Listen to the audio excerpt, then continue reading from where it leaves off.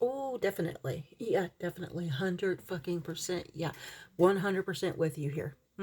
Yeah. Should be held responsible because this is medical neglect, especially when you learn that Ethan's parents decided not to immunize him against measles, as they did with his three other brothers. Then has the nerve to go on and say that she doesn't blame God. I don't understand why she thinks she would have the authority to do so, seeing how if she actually believed in that fairy tale, she would know that God sends people like doctors that make medicines to help people. She trusted him with the first three. Why didn't she trust him with the last one? And then, what really made my blood boil was when she actually had the nerve to say that Ethan was chosen. No, dear, she chose him. As parents, our entire job is to keep our children healthy, to keep them well, to prevent them from getting sick, and if all possible, we try to protect them from breaking anything, getting sick, anything that could hurt them. And part of the village that we help create has pediatricians for that very reason, that we don't know everything and we sometimes need outside help to raise our children and to make sure that we as parents complete our goal to get them into functioning members of the society in which they were born in.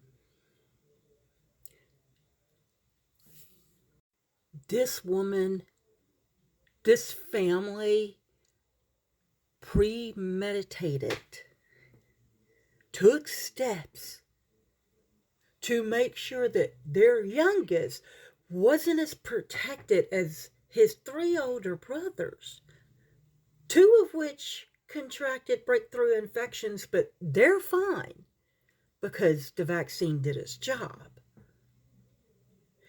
And she is sitting here saying that even knowing what she knows now, which is basically a freaking lab experiment in her own fucking house, okay, of how contagious measles is and how dangerous measles are, she would still, and even though she understands that this kid's not out of the woods yet, this kid is not out of the woods yet.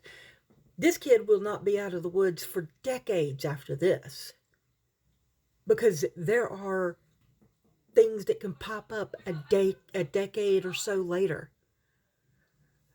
So he's got a long time of being watched to make sure that he doesn't lose his life. But she says that she would do it all over again. Just, oh. Wakefield is one of them people that if I could find him, I would shake him. You know, like a glow stick, crack him, shake him until the lights turned on. What the fuck? The amount of damage that that motherfucker did to the medical community, to the scientific community, because that let that little bit of doubt seep in to these people's brains that they don't understand. That they don't understand. It just, it blows my mind. But yeah, 100%.